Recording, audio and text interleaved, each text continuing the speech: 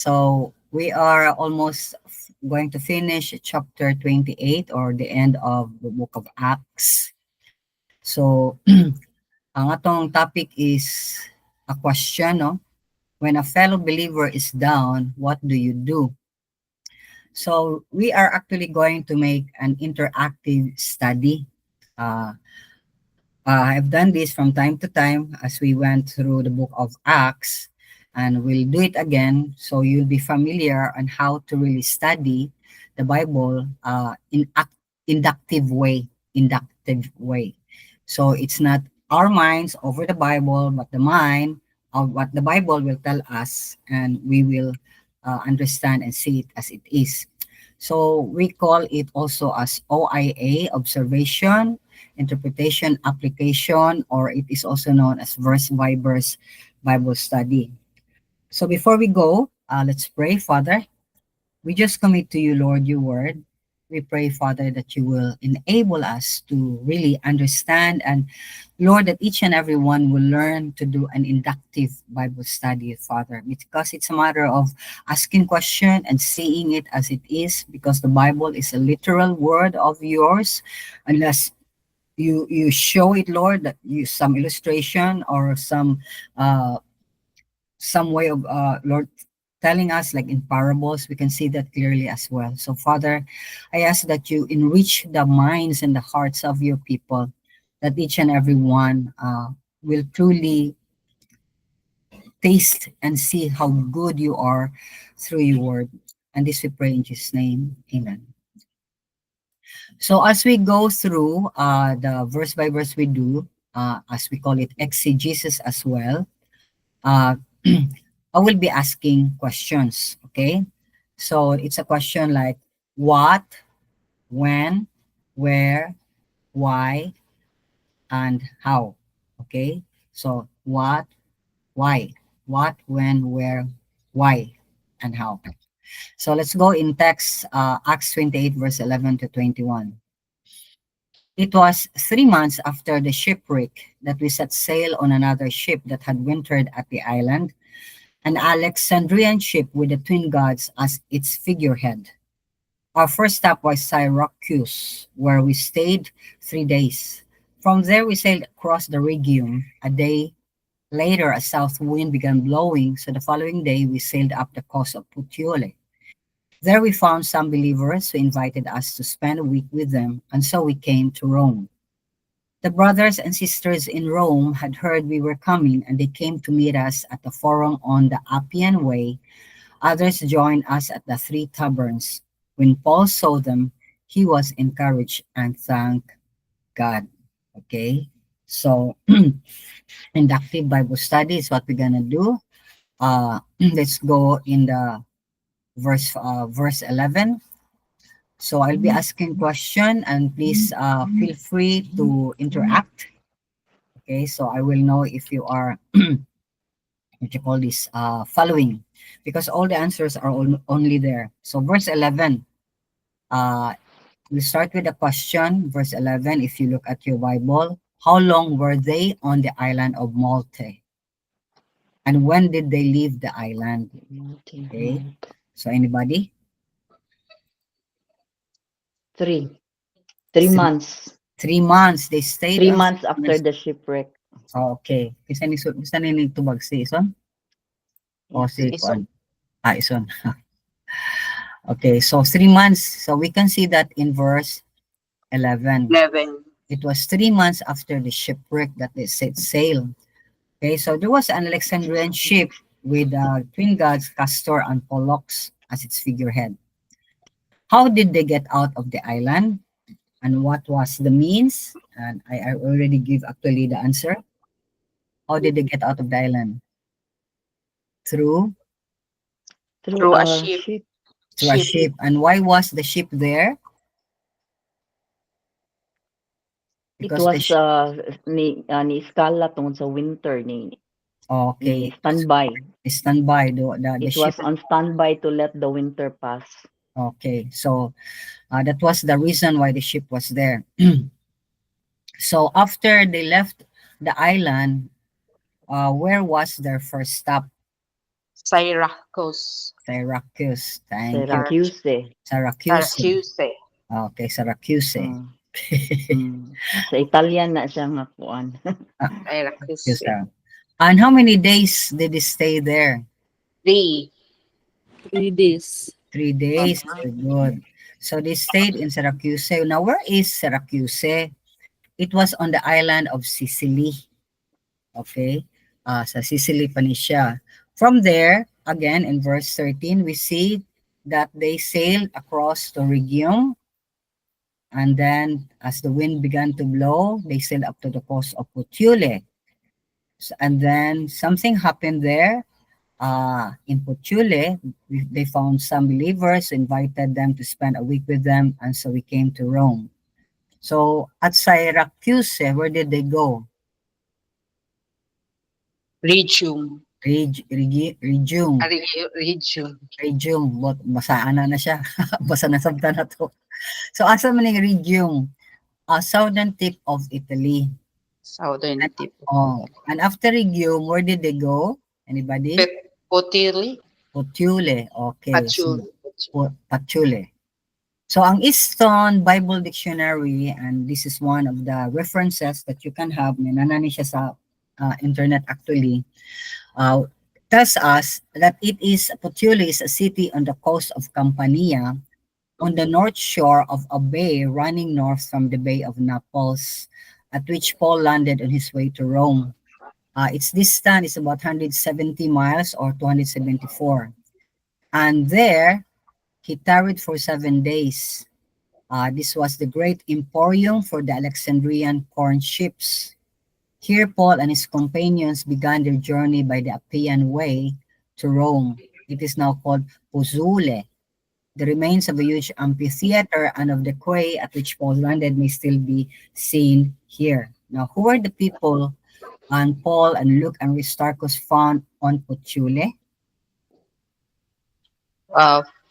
Brothers and sisters. Okay, brothers and sisters, believers.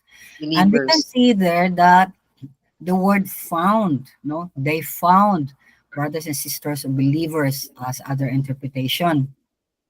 So the word found gives us an idea that once again, Paul and company, actually Luke and Aristarchus, enjoyed great favor from Julius. Remember Julius, the Roman centurion? Nandidakop ni Paul. So again, he's giving Paul always favor, giving them freedom to roam around Puteoli. And as they roam around, Paul is not roaming around on a place to see what he can buy or a souvenir. He did not use or misuse his freedom and the grace God has given him through Julius the centurion, but rather when he was in Puteoli, or the three of them were looking for possible believers in the place. And behold, God blessed them. He found them. So when the believers met Paul and the two of them, what did they do when they met Paul?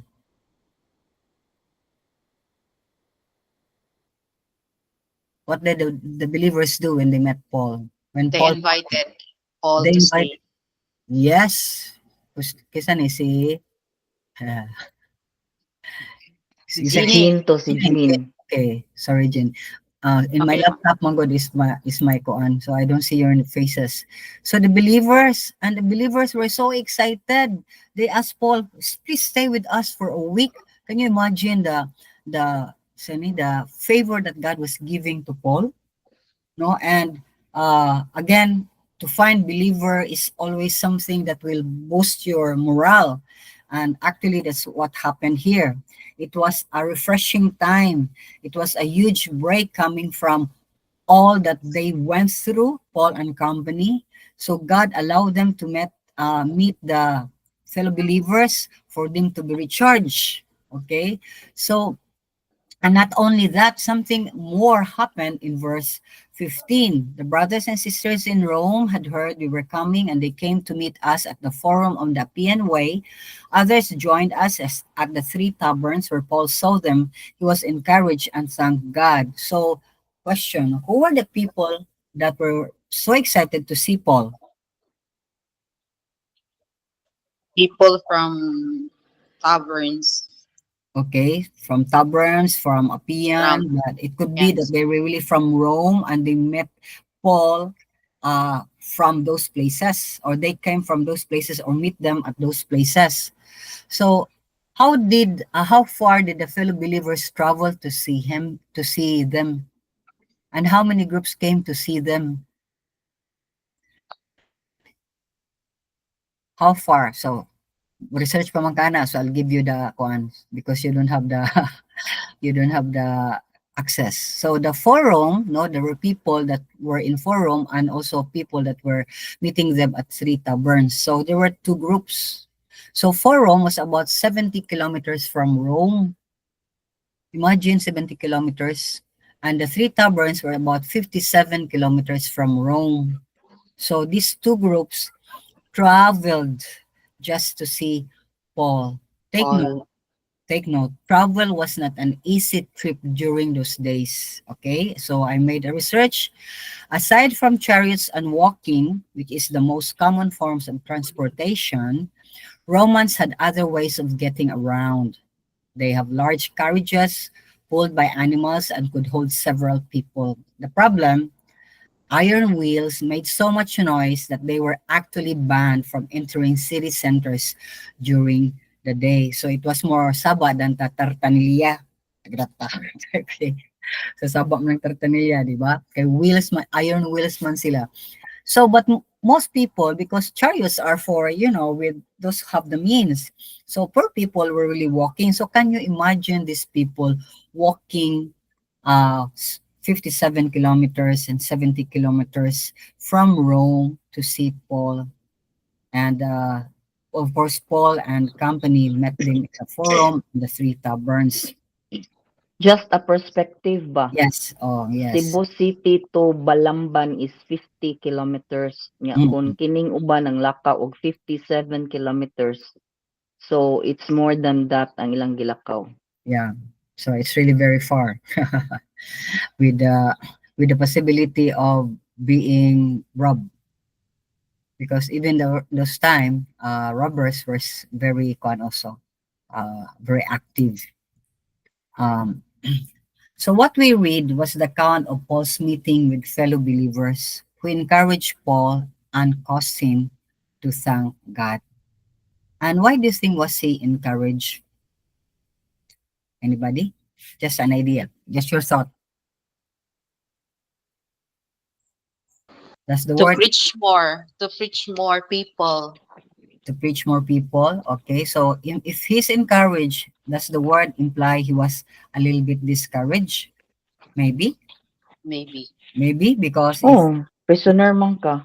yeah, he's prisoner and everything that he went through, the difficulties, the trials, the persecutions from fellow priests.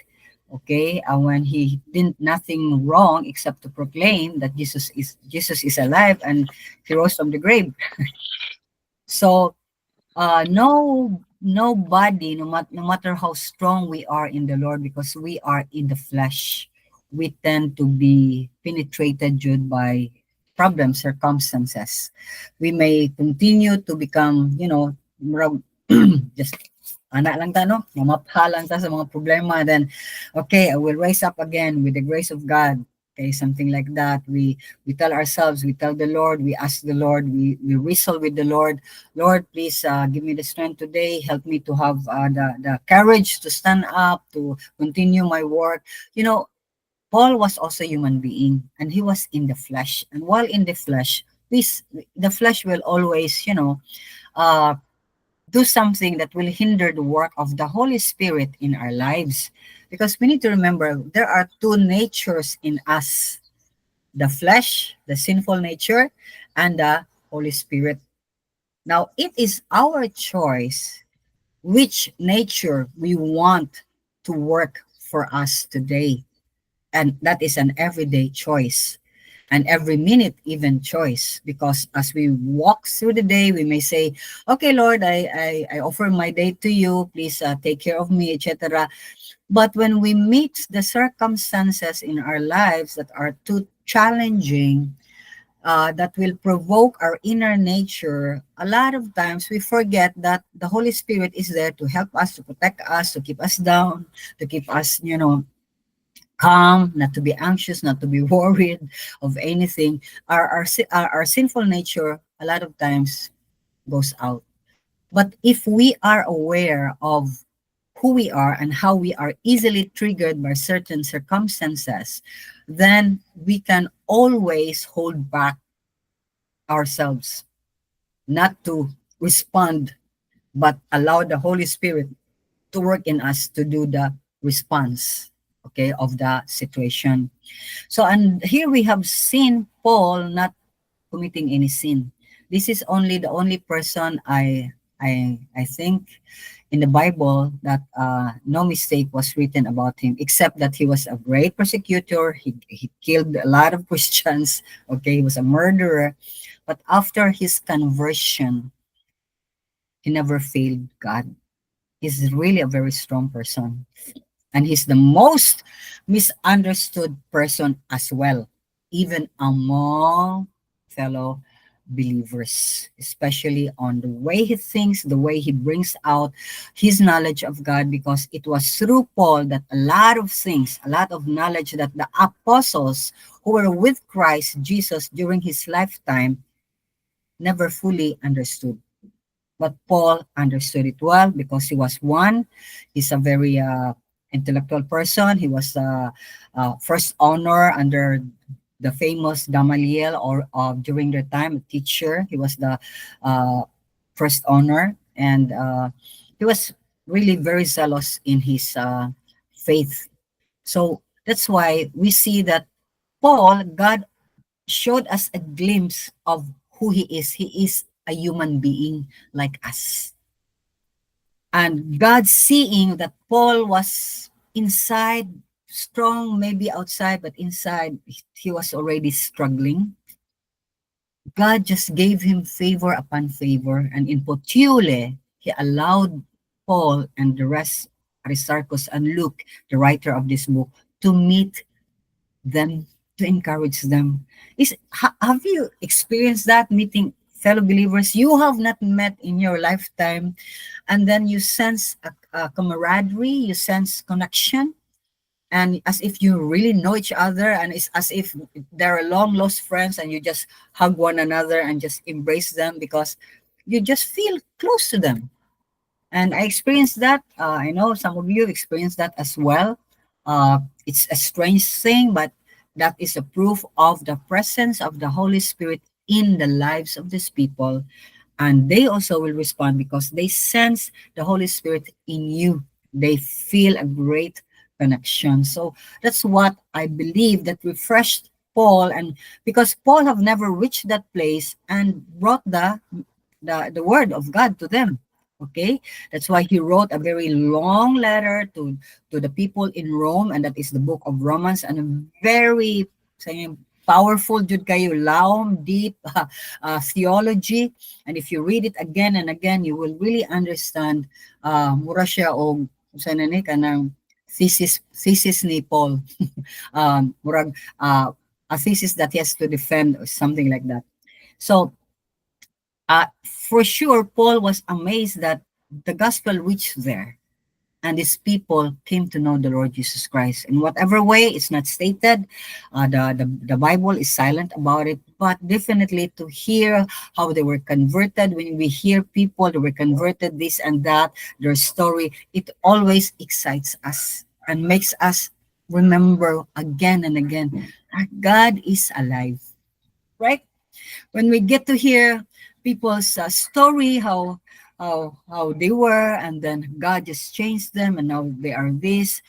It really causes us to be strong, and God has so many ways of reminding us that He is in control, that He's alive, that it is not even our effort and our work that causes people to really know Him, but what God requires of us is our faithfulness to Him.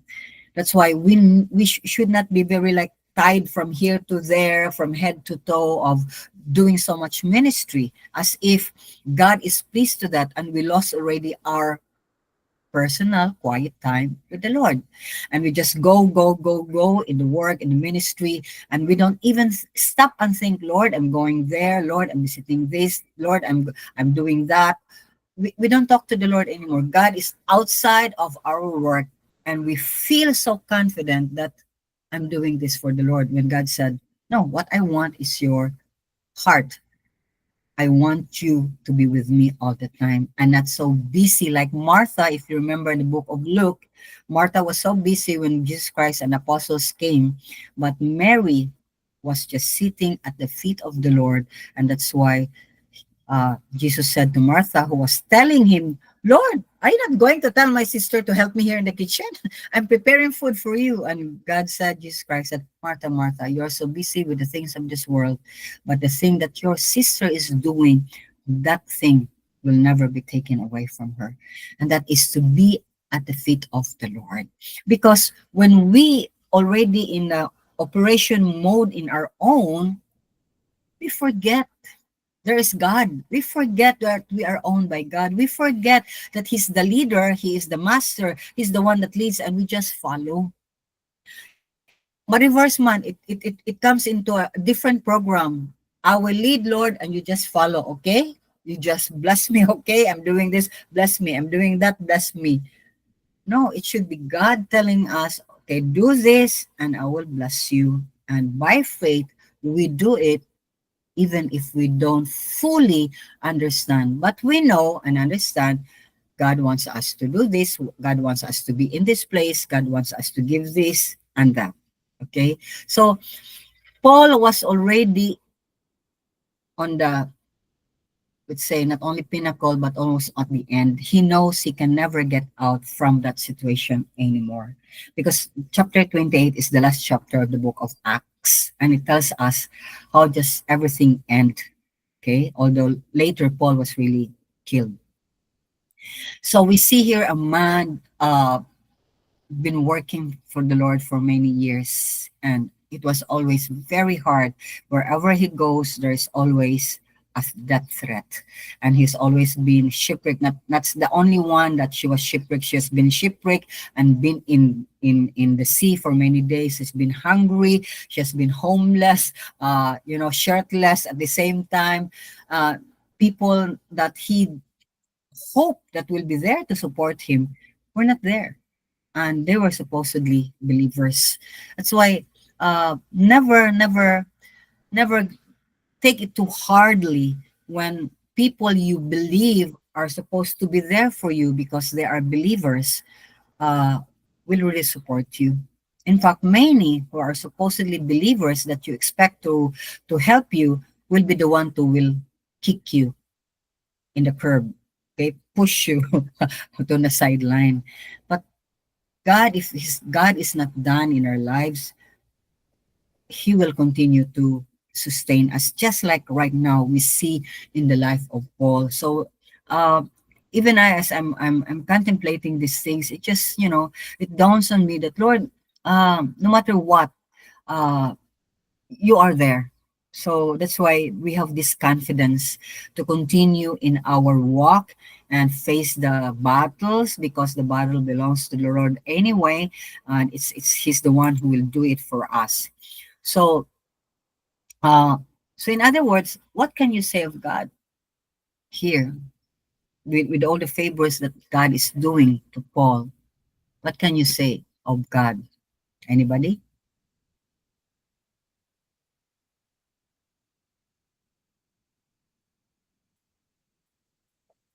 With the God loves Paul, yes, God loves Paul. and God loves the people because he had a purpose for Paul to reach out to those people. It's true. So he's able to really, connect to them even for a short time. 1 week, wow, 1 week intensive Bible study under the tutelage of Paul. So ngangatan niya sila because for sure they were not getting the kind of teaching that Yeah, Paul. why bayad? Why bayad? Yeah, it's free. Because Karon mo-attend ka og mga conferences na may bayad. yes, conferences here and there we get we have to pay. So Others, what can you say of God with all the God, favors?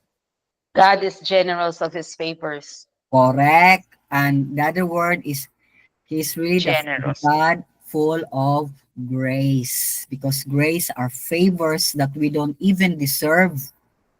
So he's the one that is full of grace. He's the only one that is entitled with that. And that's in John chapter 1, verse 14.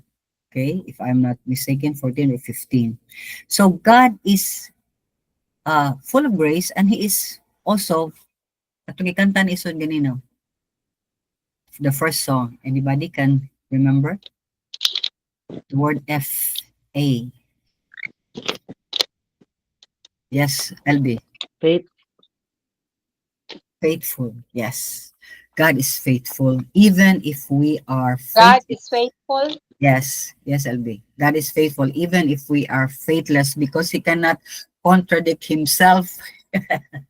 He is steadily a faithful God no matter how unfaithful we are. So there are so many characteristics or tributes of God we can see even in this short passage that we have. Okay, so He's full of grace, He's faithful, He loves His people.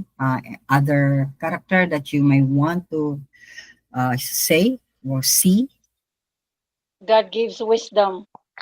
Yes, God's wisdom to, To us all. yeah, He gives wisdom to Paul. So he's the carrier of God's message. So even if inside he was battered, he was, discouraged, Paul, when he met the believers, for sure, just shared to them, encouraged them as well. That's why we see here a very strong word that is very good for us when there are people we know that are discouraged, especially believers. What are we going to do? Are we just going to look at them? Or shall we pray for them first and then go to them and, encourage them or listen to them? Okay, so this is what a believer must do. We must be there for one another. Okay, but actually, my answer here is of what you can say of God. For me, God is the best cheerleader. He knows when to cheer us up.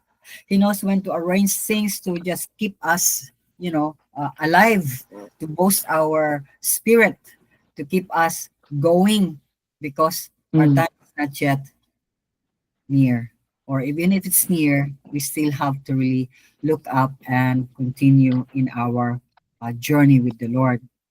So, so tell, sad. yes, For me, sad, the Lord is the most generous provider there is, and He is our sustainer. Kana batang Paul, from being persecuted in Jerusalem, there were attempts at his life. There was an unjust trial until he was transported on shipwreck. God sustained him. yes. Grabe, He oy, was from what bitten by a snake. mm, God sustained him. If it was not God, I'm sure he died of that snake. oo. And the shipwreck alone.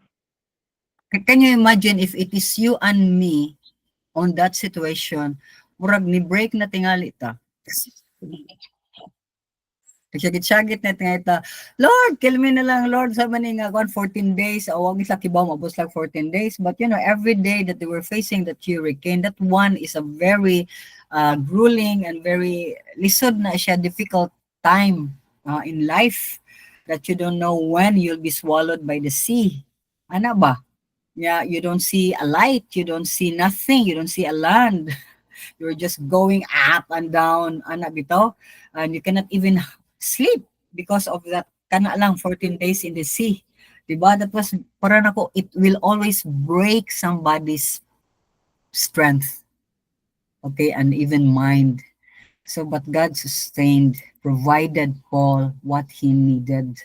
So God does not only is a provider in terms of food, in terms of finances, God is the greatest provider of everything we need: encouragement, wisdom, a sound mind, kanang ba, the sound mind and a pure heart. That alone is a thing that we cannot do and produce on our own. We cannot even buy it in any mall or any store. We cannot get it from any person, but from Christ alone. That's why He is everything that we need in this life, because He is the one that provides us for everything we need in the life to come. That's why it's so, we need to relook at God that way. So I will ask you, how about you? Are you in the same position as Paul? Do you need to be encouraged? If you need encouragement, please don't hesitate to just, call or text to, just like this morning, somebody I've known before, uh, he she already told me that she wants to talk to me, and she never talked to me, called me or whatever for many, many years. And then suddenly she wants to talk with me. Um, then I was just praying to the Lord yesterday, last night, and in the morning. So Lord, whatever it is, if something that is too difficult for me to, give, if there's anything that she will ask, just prepare me, okay? But whatever it is, Lord, be glorified. And lo and behold, it was not something that I anticipated that will, be a disastrous meeting or conversation. Uh, she just unloaded for all those years that she kept all those things, and she's a believer, and she's at church. Okay, not outside of the Philippines. She's living outside the Philippines, but uh, I can see that she was maybe remember that, I have a friend that loves to listen and will not, put me down or, discourage me. So I was glad, and I told her, thank you for sharing all these burdens that you have in your heart, and I will really pray for it. And in fact, in the middle of a conversation, and that's what we must do, to always, by praying, that just immediately, can we pray for this immediately now? Because when we say, okay, I will keep that in my prayer notebook, and I will pray for you, and after meeting that person, after, we're doing some other things, we forget. But while the concern is there, and when we pray for the person, they will always be lifted up to the Lord. Okay, so for us to be used by God to lift up a certain person, that's already a blessing. So we are blessed by the Lord to be in the position to listen and to pray for that person. And that person is blessed also. Okay, so that's why when God wants to use us, it is always to bless others. And as we bless others, God will bless us. Never forget, God is a great rewarder. Okay, that's why we see in the life of Paul, God was just rewarding Paul as he went through a grueling, time of his life, at the end of his days. He doesn't even know, but maybe at the back of his mind was thinking, this is it. This is it. This my journey with God is going to end anytime soon.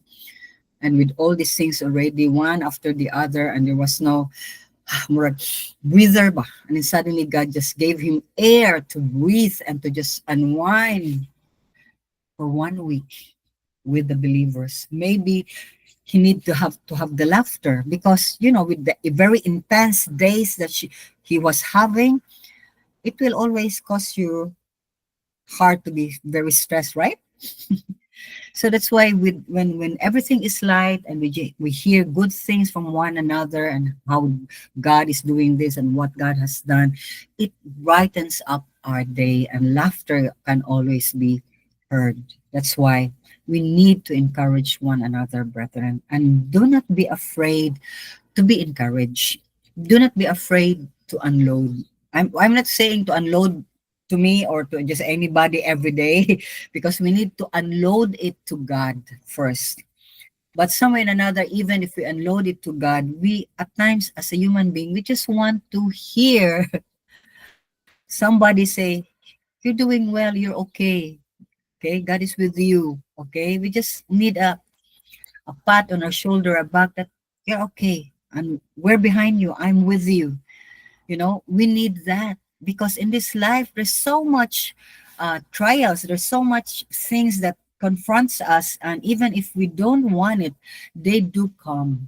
That's why it's good to be surrounded with group of believers that are mature and will never judge us, even if the problem we have is because of our stupidity at times. So whether it's intentional problem or small or big or unintentional, we need the encouragement as we journey in this world with the Lord. The important thing is we need to understand we have the Lord and we have the believers. So in Hebrew chapter 10, 24, 25, I would like us to read. This is a reminder to all of us.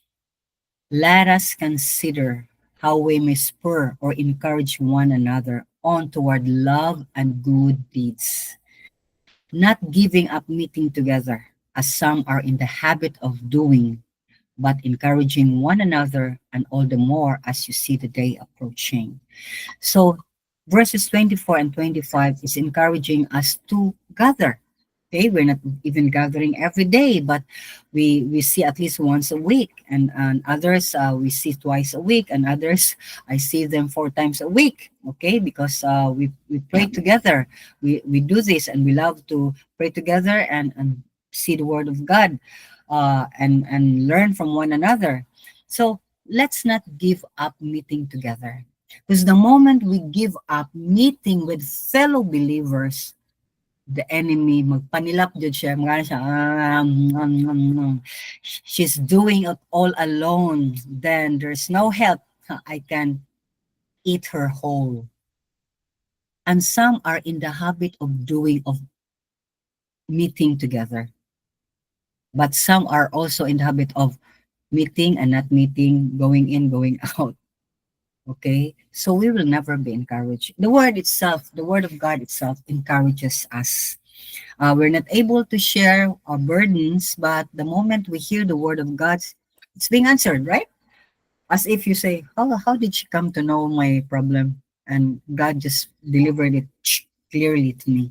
Or you were seeking for an answer, and suddenly, because you joined the Bible study and you were just in the prayer meeting or whatever, God just touched you and spoke to you. And the more we need to meet together, because the day that is the day that is stated here is the second coming of Jesus Christ. And we know that prior to the coming of Jesus Christ is the rapture. And after the rapture is the tribulation.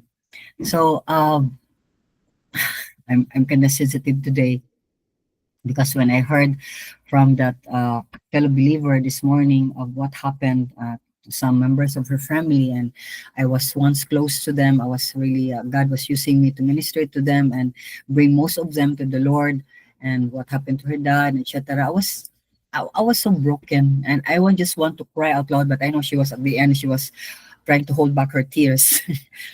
But I was very touched. I was very moved, and at times, uh, for some reason or the other, we are disconnected with some people that we know who are there for us. But God will always bring into our minds uh, who are the people that we need to go to when we are so down and so broken. And as she mentioned, 6 months, she was praying for 6 months before calling me. Uh, I praise God for that. I really praise God for that, because for me, it was like God was vouching me that she's okay.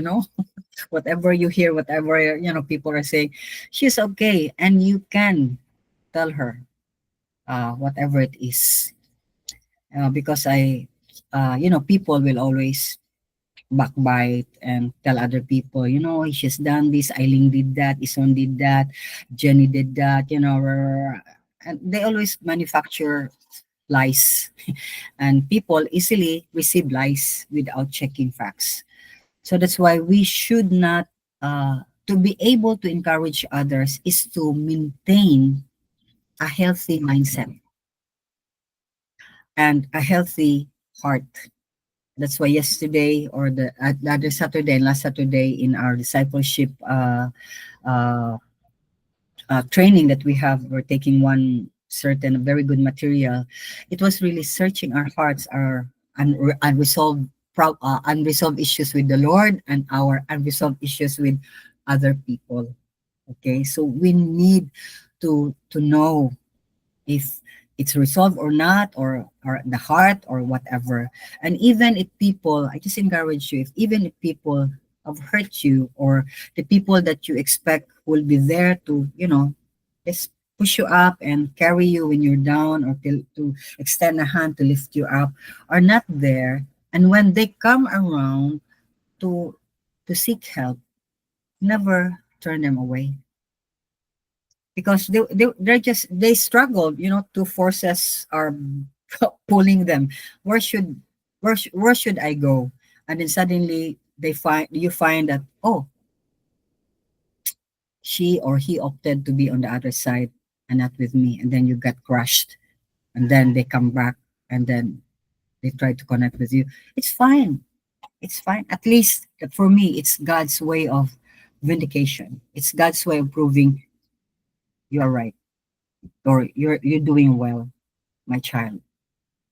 That's why to be able to encourage others is to keep our heart and our mind in Christ Jesus. Okay? So let's pray. Almighty God and Father, we praise you, Lord, for always working in us and through us. And Lord, even if times we feel alone or down and nobody seems to care, we don't have to really look at man. We have to look at you and what you have done and accomplished at the cross for me. You died for me to save me. So if you save me from damnation, from hell, from your judgment, from the judgment of the Father, what is the problems? The problems we face, or I face every day, or from time to time there are big problems that come around. They're nothing to compare to what you have experienced for me, to just bring me home. I know I have a home. I know I have a place to go home. I know I'm a stranger in this place. I know I'm nobody in this place, but I am very important to you, because you came down and died for me and rose from the grave. And you revealed yourself to me in your proper time, appointed time. Thank you, Father. I pray for those who are struggling here, Lord God, to lift up others, even those quote unquote who became our enemies and they come around. Lord, please give us so much grace, because you are God of grace, that we be gracious to them, give them with them favor upon favor, even if we have not received any from them. Because Lord, it's you who will grant us more and beyond the favor that we can receive from man, because your favor is limitless, is abounding. You're extravagant in your grace and in your mercy towards us, that we should not look at man but look at you in times of trouble, in time of desperation, in times of discouragement. You are God, and you love us the most. Oh God, you love us so much. So Lord, help us and keep us to be those that will be able to encourage others, to lift them up when they are down. And if we see or we sense, oh God, someone struggling, Lord, please, when you impress people in our minds, then tell us also, Lord, what we need to do, oh God. And even in our very limited resources, oh Lord God, we will not hold it back, oh God, when you say to give it all, because you own everything and we don't own anything at all, oh God.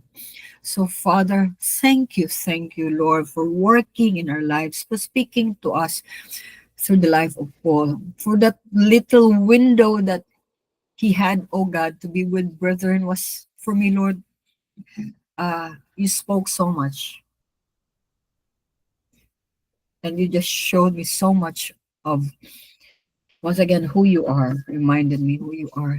And let my brothers and sisters that are here, Lord,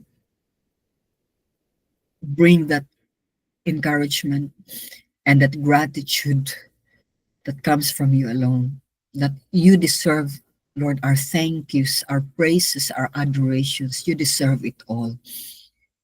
Because whatever people will do to us, good or bad, you know it and you know how to reward them. So, Father, bless each and every one. Lord of God, we pray, and most of all, be exalted always in our lives, Lord. And please continue to cleanse us and purify us, that we be worthy vessels that will be used by you to lift up others. In Jesus' name we pray. Amen and amen. Amen. Okay, so